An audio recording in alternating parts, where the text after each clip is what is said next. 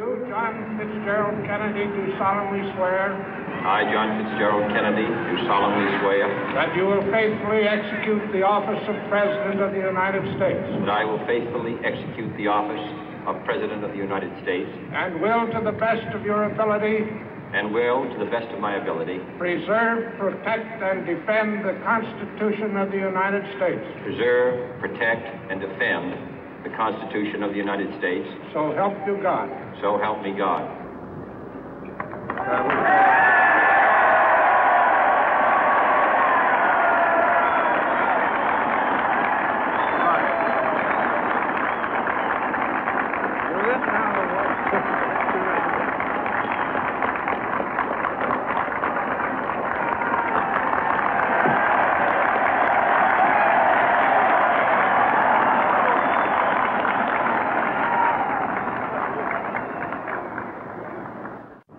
Vice President Johnson, Mr. Speaker, Mr. Chief Justice, President Eisenhower, Vice President Nixon, President Truman, Reverend clergy, fellow citizens.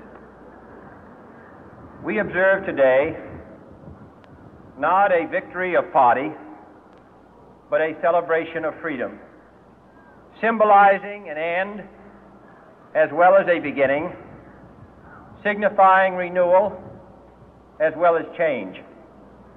For I have sworn before you and Almighty God the same solemn oath our forebears prescribed nearly a century and 3/4 ago.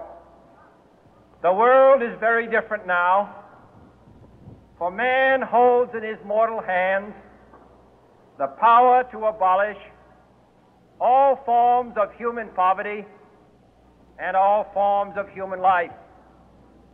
And yet the same revolutionary beliefs for which our forebears fought are still at issue around the globe. The belief that the rights of man come not from the generosity of the state, but from the hand of God. We dare not forget today that we are the heirs of that first revolution. Let the word go forth from this time and place to friend and foe alike that the torch has been passed to a new generation of Americans born in this century, tempered by war, disciplined by a hard and bitter peace, proud of our ancient heritage, and unwilling to witness or permit the slow undoing of those human rights to which this nation has always been committed and to which we are committed today at home and around the world.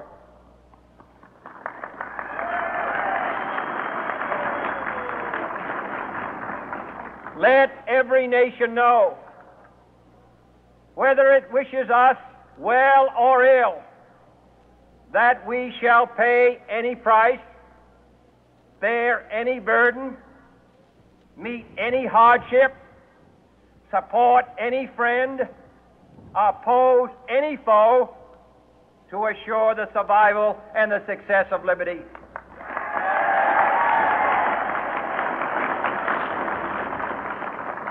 This much we pledge and more. To those old allies whose cultural and spiritual origins we share, we pledge the loyalty of faithful friends. United, there is little we cannot do in a host of cooperative ventures. Divided, there is little we can do, for we dare not meet a powerful challenge at odds and split asunder. To those new states whom we welcome to the ranks of the free, we pledge our word that one form of colonial control shall not have passed away merely to be replaced by a far more iron tyranny.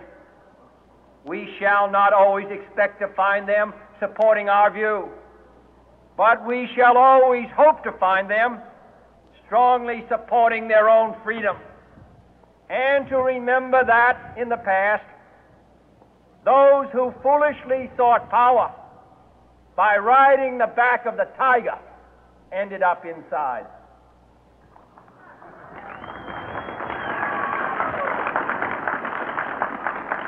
To those people in the huts and villages of half the globe struggling to break the bonds of mass misery, we pledge our best efforts to help them help themselves for whatever period is required, not because the communists may be doing it, not because we seek their votes, but because it is right. If a free society cannot help the many who are poor, it cannot save the few who are rich.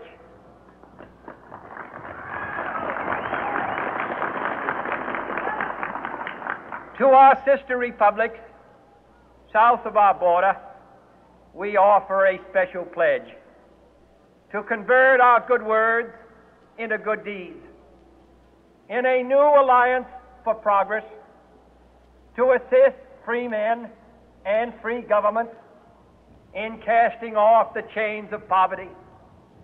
But this peaceful revolution of hope cannot become the prey of hostile powers. Let all our neighbors know that we shall join with them to oppose aggression or subversion anywhere in the Americas. And let every other power know that this hemisphere intends to remain the master of its own house.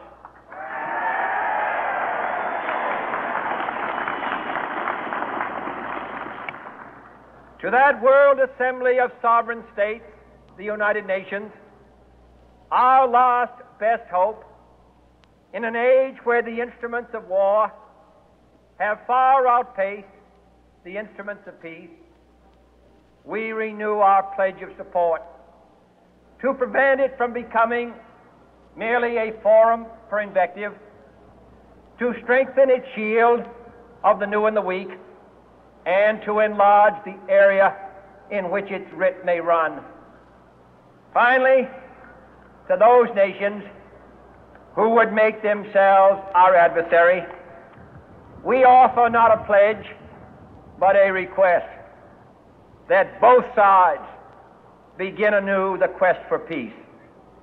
Before the dark powers of destruction, unleashed by science, engulf all humanity in planned or accidental self-destruction, we dare not tempt them with weakness, for only when our arms are sufficient beyond doubt can we be certain beyond doubt that they will never be employed.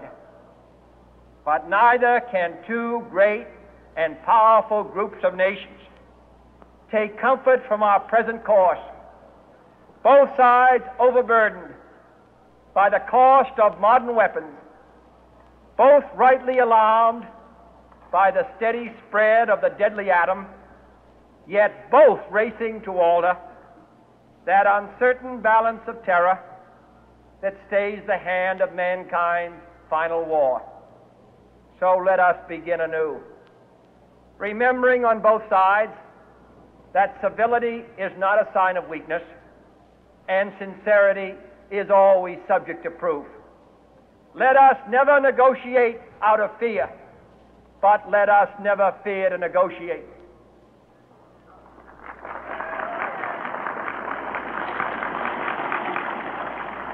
Let both sides explore what problems unite us, instead of belaboring those problems which divide us. Let both sides, for the first time, formulate serious and precise proposals for the inspection and control of arms, and bring the absolute power to destroy other nations under the absolute control of all nations.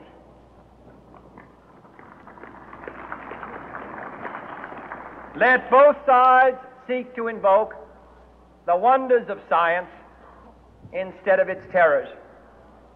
Together, let us explore the stars, conquer the deserts, eradicate disease, tap the ocean depth, and encourage the arts and commerce.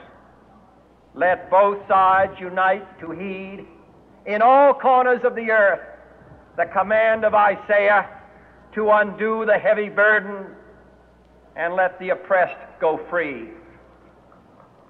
And if a beachhead of cooperation may push back the jungle of suspicion, let both sides join in creating a new endeavor, not a new balance of power,